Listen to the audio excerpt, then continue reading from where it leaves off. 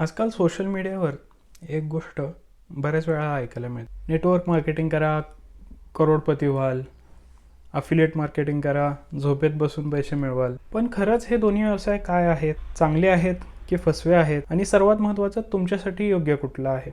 आजच्या या व्हिडिओमध्ये आपण नेटवर्क मार्केटिंग आणि अफिलिएट मार्केटिंग अगदी सोप्या भाषेत समजून घेणार आहोत. तर हा व्हिडिओ पूर्ण बघा. पहिला मुद्दा, नेटवर्क मार्केटिंग म्हणजे काय? नेटवर्क मार्केटिंगचा कन्सेप्ट काय आहे? तर नेटवर्क मार्केटिंग म्हणजे असं व्यवसायाचं मॉडेल आहे ज्यामध्ये तुम्ही एखाद्या कंपनीचं प्रोडक्ट विकता आणि ज्यांना विकलेलं आहे त्या माणसांना, त्या लोकांना सुद्धा या सिस्टीममध्ये जोडता. आता या व्यवसायाच्या मॉडेलमध्ये तुमचं उत्पन्न दोन गोष्टीवर अवलंबून असतं. एक, तुम्ही स्वतःहून किती विक्री करताय.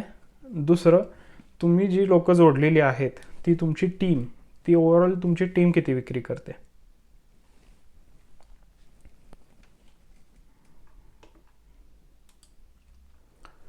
फॉर एक्झाम्पल, नेटवर्क मार्केटिंगच्या या मॉडेलमध्ये तुम्हाला health supplement, cosmetic, hair supplements याच्या रिलेटेड प्रोडक्ट्स तुम्हाला जास्त करून आढळून येतील. योग्य प्रोडक्ट आणि योग्य ट्रेनिंग जर मिळालं, हा व्यवसायाचं मॉडेल नक्कीच भरपूर फायदेशीर होतं.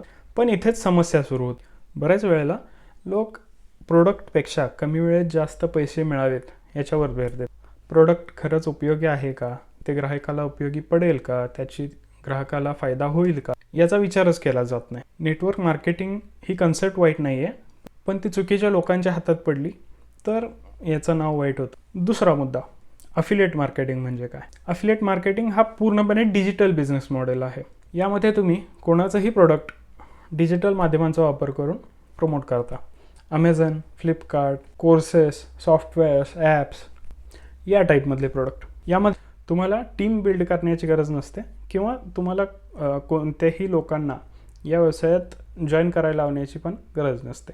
ब्लॉग्स, यूट्यूब, व्लॉग्स या टाईपच्या फॉर्मॅट ऑफ कंटेंटमध्ये अफिलिएट मार्केटिंगचा बरेच वापर केला जातो. पण इथेही धोका आहे. लोक स्वतः न वापरलेले प्रोडक्ट प्रमोट करतात. फक्त कमिशनसाठी खोटे रिव्ह्यू दिले जातात. अफिलिएट मार्केटिंग पण खूप प्रॉफिटेबल आहे, पण फक्त तेव्हा जेव्हा त्यामध्ये प्रामाणिकपणा असतो.